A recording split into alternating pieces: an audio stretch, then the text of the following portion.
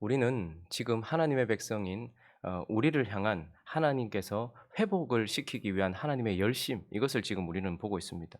하나님께서 얼마나 열심으로 회복에 대하여 믿지 못하는 우리에게 믿음을 줘 가시면서 우리를 회복시키려고 하시는지, 그리고 그 회복에 대하여 거부하고 반감을 가지고 있는 우리를 굴복시켜 가시면서 우리를 얼마나 회복을 시키려고 하시는지, 그분이 우리를 향한 회복의 열심, 이것들을 보고 있습니다. 그런데 여러분, 이쯤에서 한번 생각을 해 보십시다.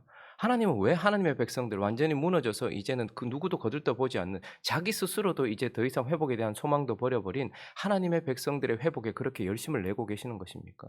왜 그렇게 끌고 가시면서, 굴복시켜 가시면서, 그렇게 얼르고 덜내 가시면서 하나님의 백성의 회복을 향하여 열심을 내고 계시는 것입니까? 우리는 보통 하나님이 나를 사랑하시니까, 내가 없으면 안 되니까, 이런 식으로 생각을 합니다. 하나님께서 나의 회복을 기뻐하시니까, 나의 기쁨이 하나님의 기쁨이니까, 그러니 나를 그만큼 사랑하시니까 하나님이 나를 회복시키려고 하시는 것이지라고 생각을 합니다. 틀린 말은 아닙니다만, 그러나 하나님께서 우리를 회복시키려고 하는 것은 단순히 우리 하나의 회복에만 달려 있는 것이 아닙니다.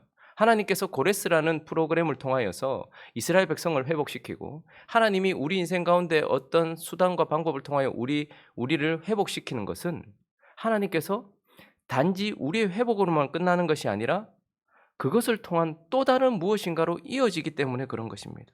단순히 나를 위한 회복이 아니라 그 나의 회복은, 이스라엘 백성들의 회복은 분명한 더 큰 그림으로 연결되는 시작점이 되기 때문에 그렇습니다. 훨씬 더 큰 영광을 우리에게 가져다 주기 때문에 그렇다라는 것입니다. 그래서 우리는 오늘 이 45장을 마치기 전에 하나님께서 우리를 향한 회복을 통하여 더 큰 그림을 그리고 계시는 그 큰 그림이 무엇인지, 나의 회복이 도대체 무엇으로 이어지는지 몇 가지 교훈을 살펴보려고 합니다. 그 첫 번째는요, 나의 회복을 통하여서 하나님은 하나님의 영광을 드러내신다라는 거예요.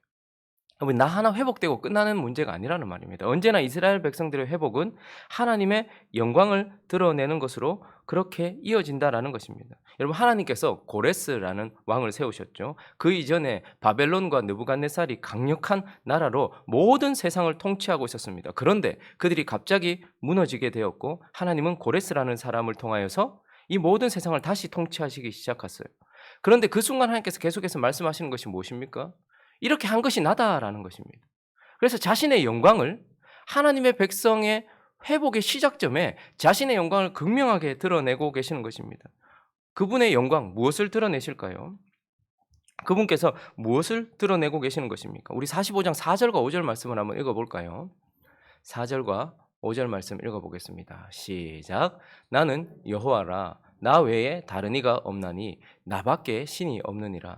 너는 나를 알지 못하였을지라도 나는 내 띠를 동일 것이요, 해 뜨는 곳에서든지 지는 곳에서든지 나밖에 다른 이가 없는 줄을 알게 하리라. 나는 여호와라, 다른 이가 없느니라. 우리는 우리의 회복에 중심이 되어 있다 보니까, 하나님께서 나를 회복시키신다, 여기에만 집중하고 있어. 그런데 그 순간 하나님이 지금 드러내시는 것은 무엇이냐면, 하나님의 백성의 회복, 그것도 맞지만 그것과 함께 하나님께서 나 이외에 다른 신이 없다라는 것을 드러내요. 출애굽 당시에도 마찬가지였습니다. 이집트가 무너지고 하나님이 하나님의 백성들을 회복시키는 그 순간, 구원하시는 그 순간에 하나님이 자기 백성을 구원하시는 구원의 역사만 일으킨 것이 아니라 그 구원의 역사와 함께 무엇을 하셨습니까?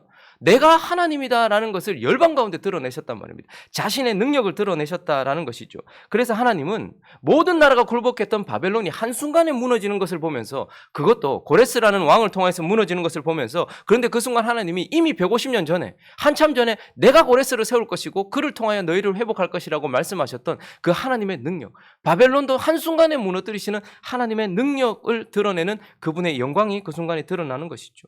그리고 본문 13절을 보시면요, 하나님의 능력만 드러나는 것이 아니라 첫째 줄을 읽어볼까요? 시작. 내가 공의로 그를 일으킨 자. 그는 고레스를 말하는 것이죠. 페르시아를 말하는 것이죠. 그런데 이 모든 일이 또 무엇을 드러내는 것입니까? 하나님의 공의를 드러낸다라는 거예요. 여러분, 바벨론에 의하여 이스라엘이 무너졌을 때 이스라엘도 그렇고 온 세계 열방은 여호와가 마르둑에게 졌다라고 생각했어요. 벨에게, 그러니까 바벨론의 신에게 여호와가 졌다라고 생각을 했어요. 모든 자들이 이스라엘의 무너짐이 여호와의 실패로 생각을 했었단 말입니다. 그런데 어떻게 됩니까? 사실 하나님이 바벨론에 의하여서 이스라엘을 무너뜨렸었던 이유는 자기 백성들을 향한 공의의 시행이었다라는 거예요. 그런데 지금 바벨론이 똑같이 무너지고 있어요. 그런데 무엇으로 인하여서? 공의로 인하여서. 바벨론이 온 세상을 통치할 수 있었던 것은 하나님이 하나님을 떠난 이스라엘 백성들에 대한 징계로서, 그리고 하나님을 떠난 이방 사람들에 대한 심판으로서 그 일을 하셨단 말입니다. 그런데 바벨론이 어떻게 합니까? 선을 넘어버렸어요. 자기가 잘나서 그런 줄 알았어요. 그래서 하나님이 어떻게 하십니까? 한순간에 그에게도 공의를 시행하시는 거예요. 이스라엘 백성이 무너졌던 것은 그들이 약해서가 아니었고 하나님이 약해서가 아니었다. 그들이 하나님을 떠났기 때문에 하나님이 자기 백성에 대한 공의를 시행하신 것이었고, 지금 바벨론이 무너지는 이유도 하나님이 공의를 시행하고 계시는 것이구나 라는 것을 드러내신단 말입니다. 그러니 하나님은 계속해서 반복해서 하는 말이 나 외에 다른 신이 없다라는 거예요. 그걸 이스라엘 백성에게만 말하는 것이 아니라 온 열방에 대고 말하고 계시는 거예요. 나밖에 신이 없다. 나의 능력을 드러내시고 내가 공의로 그렇게 했다라는 것을 드러내세요. 그러나 13절을 계속해서 보시면요, 그분의 사랑도 드러나고 있는 것을 보게 됩니다. 둘째 절부터 읽어볼까요? 시작. 그가 나의 성읍을 건축할 것이며 사로잡힌 내 백성을 값이나 가품이 없이 놓으리라. 만군의 여호와의 말이니라 하셨느니라. 공의가 드러나고 있어요. 바벨론이 무너지는 공의. 그런데 또 하나, 그들이 무너지는 이유는 무엇이냐면 나의 성읍을 건축하기 위하여 사로잡힌 내 백성을 어떻게 해요? 놓기 위하여. 그런데 어떻게 놓습니까? 값이나 가품이 없이. 하나님께서 자기 백성을 또다시 값없이 회복시키고, 여러분 바벨론에 있었던 이스라엘 백성들이 회개를 했습니까? 무너진 이스라엘 백성들이 회개를 해서 하나님께서 지금 회개의 보응으로서 회복을 주시는 것입니까? 아닙니다. 그들은 적응하고 살았습니다. 그런데 하나님께서 어떻게 하십니까? 값없이 또다시 그들을 놓으십니다. 너희들이 나에게 잘못했으니까 이렇게 해라 라고 하나님께서 뭔가를 요구하신 것이 아니라 우리를 값없이 구원하셨던 것처럼, 하나님 편에서는 아들을 주셨지만 그러나 우리 편에서는 값없이 우리를 구원하셨던 것처럼 우리의 회복 또한 하나님께서 뭔가를 요구하시는 것이 아니라는 말입니다. 우리의 회복도 값없이, 우리의 가품이 없이 하나님께서 그렇게 하셨어요. 무엇입니까? 하나님의 사랑이, 자기 백성들을 향한 하나님의 사랑이 명확하게 드러나고 있는 것이죠. 그래서 4절을 읽어보시면요, 4절을 읽어볼까요? 시작. 내가 나의 종 야곱, 내가 택한 자 이스라엘 곧 너를 위하여 내 이름을 불러 너는 나를 알지 못하였을지라도 내게 칭호를 주었노라. 고레스가 일어났던 이유, 그가 모든 땅을 정복할 수 있었던 이유, 그가 이렇게 높은 칭호를 받을 수 있었던 이유는 딱 한 가지다. 너에게 있지 않고 내 백성을 향한 나의 사랑이 있다라고 말하고 있는 거죠. 그러니까 여러분, 교회가 확 무너지고 우리의 삶이 확 무너져서 세상 가운데 웃음거리가 되어서 몇십 년을 살다가 어느 순간 우리가 회복되는 그 순간, 하나님이 나를 회복하셨다라는 찬송 속에서 우리가 잊지 말아야 될 것은 그 순간에 드러나는 하나님의 영광입니다. 하나님은 자신의 영광을 자기 백성의 회복을 통해서 드러내고 계시는 하나님이다라는 것입니다. 그분의 능력이 드러나게 되고, 여러분 그런 간증들 많이 하고 다니시잖아요. 회복된 자들의 간증을 들어보면요, 하나님의 능력이 드러나요. 야, 어떻게 저기에서 저렇게 높은 곳으로 올라갔지? 어떻게 저렇게 완전히 무너진 곳에서 저렇게 풍성함을 누리게 되었지? 어떻게 그 밑바닥에서 저렇게 올라갔지? 하나님이 아니고서는 하실 수 없다라는 것을, 하나님의 능력을 드러내고, 하나님이 공의로 자기 백성들을 다스리고 계시는구나, 그러나 영원한 사랑으로 그들을 붙들고 있구나라는 하나님의 영광이 우리의 회복과 함께 드러나기 때문에 하나님은 우리의 회복에 그렇게 열심을 내고 계시는 것입니다. 자, 그리고 우리의 회복이 또 다른 무언가가 더 큰 그림과 연결이 되는데, 그것은 무엇이냐면 바로 이방의 구원입니다. 여러분, 이스라엘 백성과 함께, 이스라엘 백성의 회복과 함께 하나님께서 지금 열방들을 초청하고 계시는 것을 보게 돼요. 20절, 21절을 한번 읽어볼까요? 이 구절들은 신약 시대를 살고 있는 우리에게는 익숙하지만 구약 시대의 이스라엘 백성들에게는 익숙하지도 않았고 그 열방에게도 익숙하지도 않았어요. 전도, 내게로 오라, 이런 말은 하나님이 금지하신 적은 없어요. 그러나 구약시대에 이것이 익숙합니까? 읽어볼까요? 20절 21절 시작. 열방 중에서 피난한 자들아, 너희는 모여오라. 함께 가까이 나아오라. 나무 우상을 가지고 다니며 구원하지 못하는 신에게 기도하는 자들은 무지한 자들이니라. 너희는 알리며 진술하고 또 함께 의논하여 보라. 이 일을 옛부터 듣게 한 자가 누구냐? 이전부터 그것을 알게 한 자가 누구냐? 20절에 열방 중에 피난한 자들이라는 것은, 여러분 모두가, 이스라엘 백성만 지금 바벨론의 포로가 된 것이 아니에요. 모든 열방이 바벨론에 무릎을 꿇었습니다. 이스라엘 백성들이 바벨론의 포로가 되었던 이유는 하나님을 떠났기 때문이에요. 그런데 모든 열방이 바벨론에게 무너졌던 이유는 무엇입니까? 동일한 이유였어요. 다들 우상을 섬기며 하나님을 떠났기 때문이었어요. 그래서 하나님의 자녀들을 향한 하나님의 징계와 하나님을 떠난 우상 숭배를 하고 있는 사람들에 대한 하나님의 심판 때문에 바벨론에게 다 무너졌단 말입니다. 그런데 여기서 20절에 보니까 열방 중에 피난한 자들이라는 것은 이스라엘 백성들만 말하는 것이 아니라 모든 땅에 있는 사람들을 지금 다 부르고 있는 거예요. 하나님이 왜 이 시점에서 이렇게 부르고 있는가? 여러분, 우리는 지금 전도라는 개념이 아주 익숙하지만 하나님이 구약시대 내내 이런 식으로 적극적으로 이방을 부른 적이 있으십니까, 사실? 금지하신 적이 없었지만 그러나 이런 식으로 이 시점만큼 이렇게 명확하게 보여주신 적이 없어요. 그래서 22절을 한번 볼까요? 22절 시작. 땅의 모든 끝이여 내게로 돌이켜 구원을 받으라. 나는 하나님이라 다른 이가 없다. 마치 이스라엘 백성들을 야곱을 부르는 것처럼 땅의 모든 끝, 모든 우상 숭배하던 이방 사람들 전체를 지금 내게로 돌이켜 구원을 받으라. 이렇게 말하고 있어요. 여러분, 좀 생소하죠? 그런데 왜 하나님은 이 시점에 이렇게 말하고 있는 것입니까? 잘 생각해 보십시오. 하나님은 이스라엘 백성들과만 사실 관계를 맺으셨습니다. 맞죠? 아브라함을 시작하여서 이삭과 야곱을 통하고 그의 12아들을 통하여 하나님의 나라를 만드셨고 그들에게만 율법을 주셨어요. 그들에게만 제사법을 주셨어요. 그들에게만 하나님의 시민법을 주셨어요. 그래서 그들과만 관계를 맺으셨어요. 그러니 이스라엘 백성들은 하나님의 특별한 나라, 제사장 나라가 되어서 율법과 제사와 절기를 가지고 있었던 하나님의 민족이었어요. 그런데요, 이스라엘 백성들을 제외한 이방 모든 열방은 어땠습니까? 자신들의 신을 섬기는 우상 숭배자들이었어요. 이런 상황 가운데 하나님께서 이스라엘과만 관계를 맺으셨다는 말이죠. 그런데 이스라엘이 어떻게 합니까? 율법을 들고서, 하나님의 은혜를 들고서 어떻게 합니까? 저기 하나님 없이 하나님을 떠난 열방에 있는 이방 민족들과 똑같이 되어버렸어요. 그러니까 이스라엘 백성들은 하나님의 율법을 들고서 우상을 섬겼고, 열방에 있는 모든 나라들은 자기의 우상을 들고서 하나님을 떠났어요. 그러니까 같은 처지가 되어버렸단 말입니다. 이방 사람들은 우상을 가지고서 하나님을 떠난 삶을 살았고 이스라엘 백성들은 넘어짐으로 인하여서 어떻게 됩니까? 하나님의 율법을 들고서 하나님을 떠나서 우상 숭배하는 열방이나 이스라엘이나 똑같은 처지가 되어버렸단 말입니다. 자, 그런데 그런 상황 가운데서 하나님께서 13절을 다시 보시면 하나님께서 어떻게 하십니까? 값이나 갚음이 없이 놓아주어요. 자기 백성을. 자기 백성을 구원했던 자기 백성은 여기 이방 민족들보다 더 큰 은혜를 받았어요.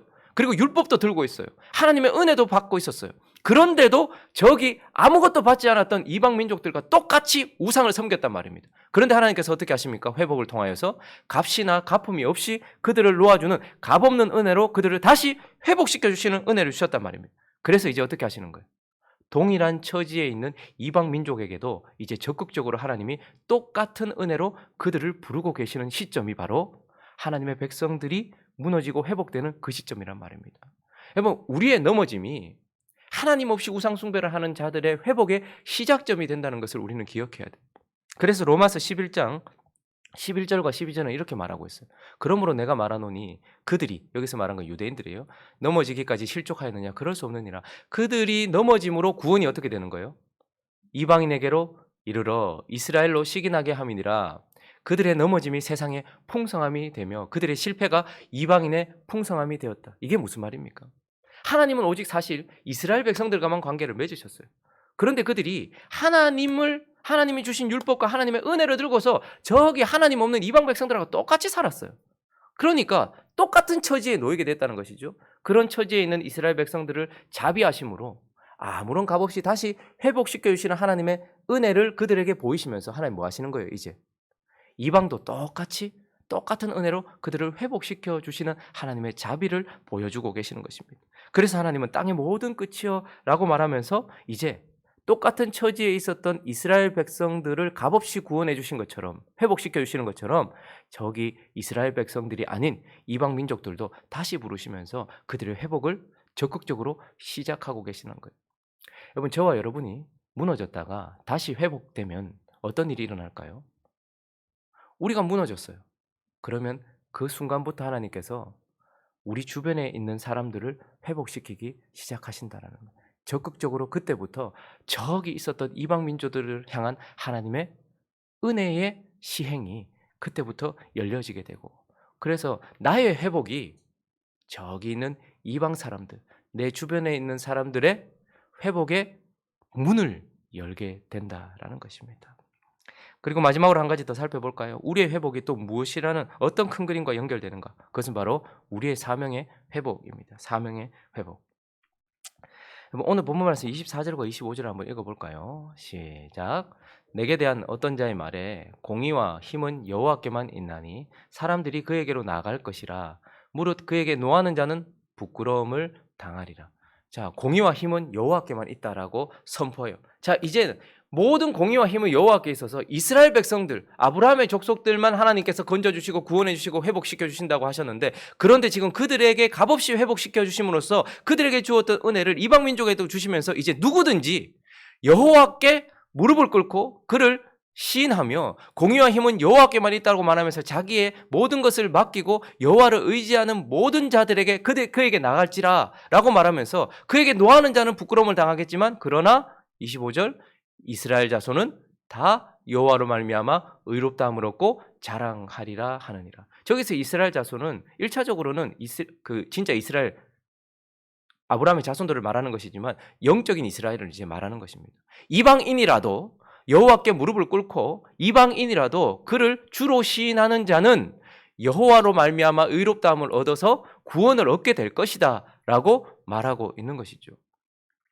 자, 그런데 저 본문을 다시 보시면요, 25절을 다시 보시면, 그래서 이제 이스라엘의 회복과 동시에 이방인들의 회복도 시작되는구나, 그것을 나타내주는 표현이기도 하지만, 저기서 이스라엘 자손은 다 여호와께로 말미암아 의롭다함을 얻고 자랑하리라는 저 구절은 또 다른 의미를 가지고 있는데, 무엇인가 하면 오늘을 살려서 다시 얘기해 보면, 이스라엘 자손과 연결되는 자들은 다 의롭다함을 얻고 자랑하리라.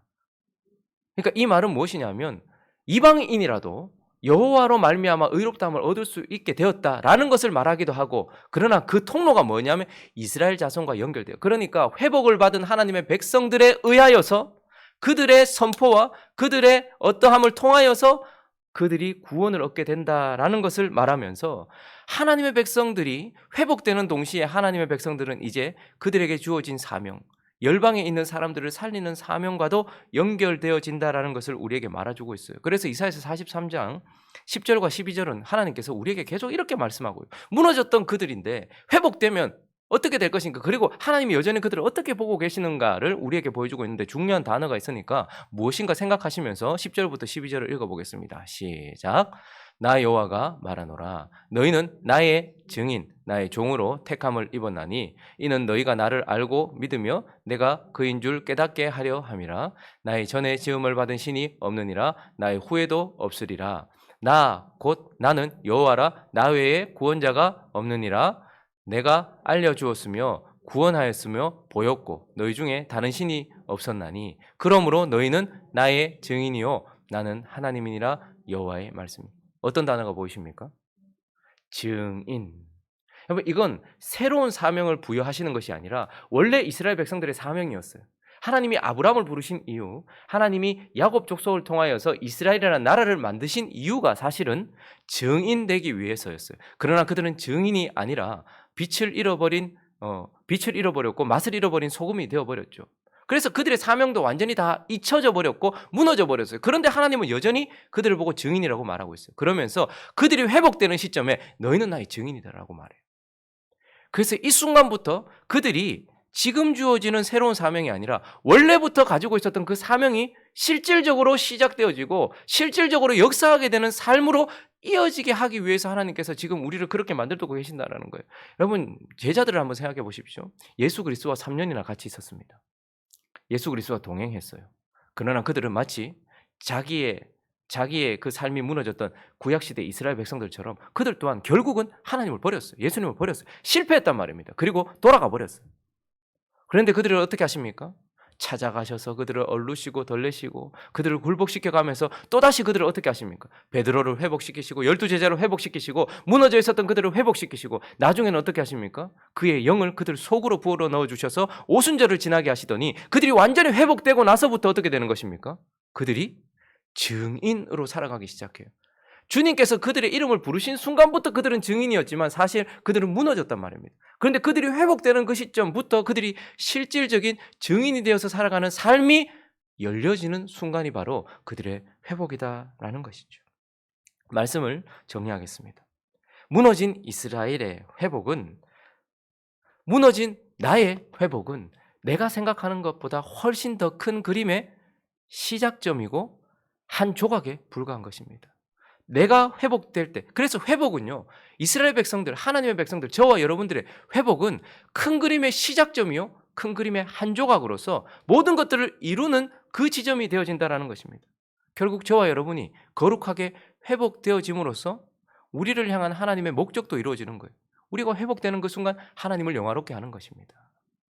그리고 우리가 회복되어지는 그 순간 이방인들이 생명을 얻을 수 있는 은혜의 시의 지점이 되어지는 것입니다. 그리고 우리가 회복되어지는 그 순간 우리가 버렸고 이미 우리가 하지 못했던 우리의 사명과 관련된 삶이 시작되어지는 것입니다. 그러므로 저와 여러분의 회복이 얼마나 중요하고 저와 여러분의 거룩함의 회복이 얼마나 소중한 것인지를 다시 한번 깨달아야 한다라는 것을 기억하면서 무너져 있습니까?